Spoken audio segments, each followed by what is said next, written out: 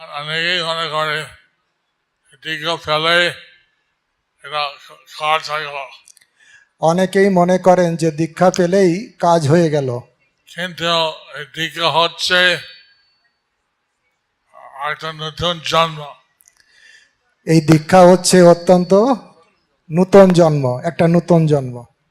আগে জন্ম পরে অনেক আস্তে আস্তে মানুষ হবে, বড় হবে, এই জন্মের পরে আস্তে আস্তে মানুষ হবে, বড় হবে, এবং অনেক কিছু শিখতে হবে, এবং অনেক কিছু শিখতে হবে, অনেক কিছু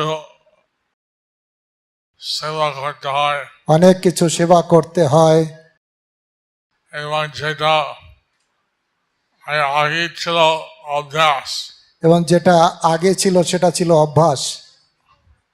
যা গুরু আশ্রয় বা আকাঙ্ক্ষী দিচ্ছে, যারা গুরু আশ্রয় আকাঙ্ক্ষী নিচ্ছে সেটা তখনও প্রতিজ্ঞাবদ্ধ হয় না, এবং সেটা তখনও সে প্রতিজ্ঞাবদ্ধ হয় না, সেটা তার অভ্যাস। সেটা তার অভ্যাস। কিন্তু আল্লাহ আজকে সব প্রতিজ্ঞা করেছেন না, আপনারা আজকে সবাই প্রতিজ্ঞা করেছেন না? তো এই নিয়ম, এই প্রতিজ্ঞা যাতে সংকল্পতে সারা জীবন পালন করো, এটা চেষ্টা করতে, এটা করতে হয়। এই সংকল্প বা এই প্রতিজ্ঞা যেটা করা হলো সেটা সারা জীবনের জন্য চেষ্টা করতে হয়। এবং এটা আমার একটা বিরাট দায়িত্ব, তোমার একটা বিরাট দায়িত্ব। আমারও একটা বিরাট দায়িত্ব, তোমাদেরও একটা বিরাট দায়িত্ব। যদি এই নিয়ম পালন না করো, যদি এই নিয়ম পালন না করো, এখানে আমি দায় থাকবো কৃষ্ণের সামনে। কিন্তু আমি তার জন্য দায়ী থাকবো কৃষ্ণের সামনে। তো এই আমরা চেষ্টা করবেন যাতে এই নিয়মটা কোনো অবহেলা করা হয় না। এবং আপনারা চেষ্টা করবেন যেন এই নিয়মের কোনো অবহেলা না করা হয়।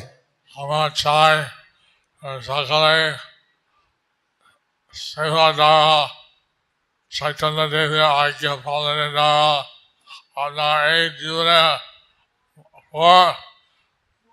দাম ফিরে যাবে। আমরা চাই যে আপনারা চৈতন্যদেবের আদেশ পালনের দ্বারা, সেবার দ্বারা এই জীবনেরই আপনারা ভগবত ধামে ফিরে যাবেন। কেবল দীক্ষা পেলে হয় না, কিন্তু কেবল দীক্ষা পেলেই হয় না, আপনারা নিজেদের অভ্যাস করতে হয়, পালন করতে হয়, আপনাদের নিজেদের অভ্যাস করতে হয়, পালন করতে হয়, এবং আপনারা এগিয়ে দিয়ে এইভাবে কৃষ্ণের কাছে যাবেন। এইভাবে আপনারা কৃষ্ণের কাছে ফিরে যেতে পারেন। এই আমরা ব্রহ্ম মধ্বাচার্য গৌড়িয়া চৈতন্য মহাপ্রভু সম্প্রদায়ের মধ্যে সকালে অংশগ্রহণ করছেন। আপনারা ব্রহ্ম মাধ্য গৌড়ীয় চৈতন্য মহাপ্রভুর সম্প্রদায়ের ভিতরে আপনারা অংশগ্রহণ করছেন। এবং অভয় চান ভক্তিবেদান্ত স্বামী প্রভুপাদ, উনি বিশেষভাবে কীভাবে করলে কাজ হবে এইভাবে উনি আদেশ দিয়েছেন। এবং বিশেষ করে ছিল প্রভুপাদ অভয়চরণ অরবিন্দ ভক্তিবেদান্ত স্বামী প্রভুপাদ, তিনি আদেশ দিয়েছেন কিভাবে করলে এটা বিশেষ কাজ হবে। আপনারা একটা দায়িত্ব সব সময় কৃষ্ণ সেবা করতে থাকবেন।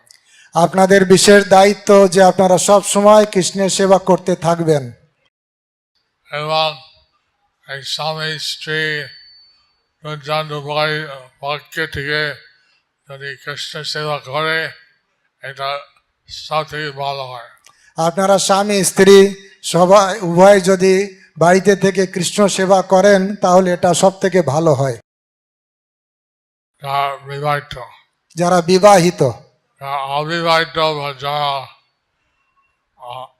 ব্রহ্মচারী বৈরাগী পালন করছেন, যারা অবিবাহিত ব্রহ্মচারী বৈরাগ্য ধর্ম পালন করছেন, এটা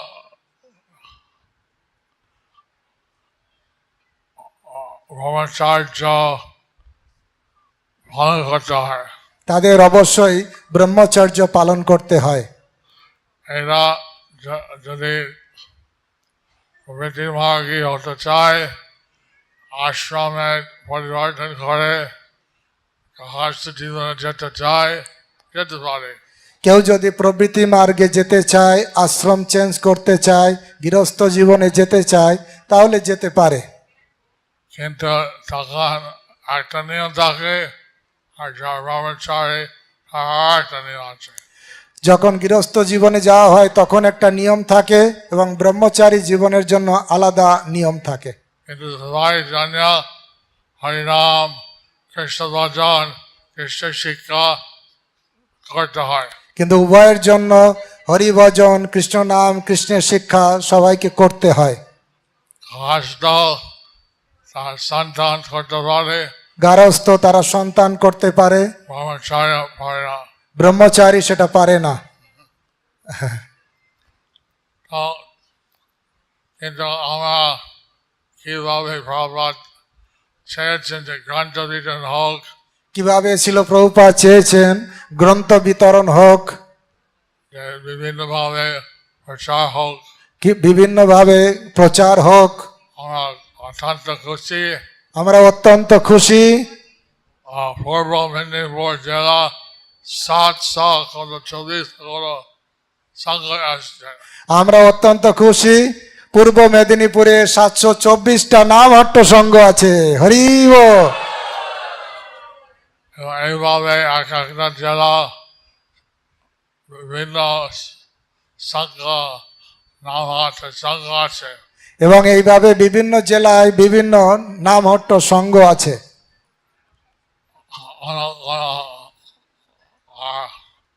কোন শহরে ভক্তি বৃক্ষ সংঘ আছে। কোন শহরে ভক্তি বৃক্ষ সংঘ আছে। এইভাবে বৈষ্ণবী সংঘ করে কৃষ্ণ নাম করবেন। এভাবে বৈষ্ণবী সংঘ করে আপনারা কৃষ্ণ নাম করবেন। এবং এইভাবে সাধনা ভক্তি যাতে বৃদ্ধি হয়, এভাবে সাধনা ভক্তি যাতে বৃদ্ধি হয়, এটা লেগে থাকবে। তাতে এগিয়ে থাকবেন। এবং এইভাবে ক্রমে ক্রমে ভগবানের নামের রুচি, এভাবে ক্রমে ক্রমে ভগবানের নামে রুচি, সেবা রুচি সেবার রুচি বাড়বে। বাড়বে। এরা অনেকে জিজ্ঞাসা করে কি করে আমি রুচি পাবো। অনেকেই প্রশ্ন করেন কিভাবে আমি রুচি পাবো। ক্রমে ক্রমে ভক্তি সেবা দ্বারা, ক্রমে ক্রমে ভক্তি সেবা দ্বারা, সেভাবে শ্রদ্ধা ভজন ক্রিয়া, তারপরে অনার্থমিতি নিষ্ঠা রুচি হয়ে যায়। এভাবে শ্রদ্ধা ভজন, সাধু সঙ্গ, ভজন ক্রিয়া, আসক্তি, রুচি এভাবে পরপর বর্ধিত হতে থাকে। অনর্থ নিবৃত্তি হয়ে এগুলো বর্ধিত হতে থাকে। তারপরে আসক্তি আর ভাব, তারপরে আসক্তি আসে আর ভাব আসে। সে ভাব হচ্ছে ecstatic কৃষ্ণ ভক্তি। সেই ভাব হচ্ছে স্থায়ী কৃষ্ণ ভক্তি। এবং তারপরে কৃষ্ণ কৃপা করলে প্রেম ভক্তি হয়ে যায়। এবং তারপরে কৃষ্ণ কৃপা করলে প্রেম ভক্তি হয়ে যায়। হরি বল। হরি বল। উলুধ্বনি হরিধ্বনি। হরি বল। পতিত পাবন গুরু মহারাজ কি। এইভাবে আপনার জপ করে সাধনা করে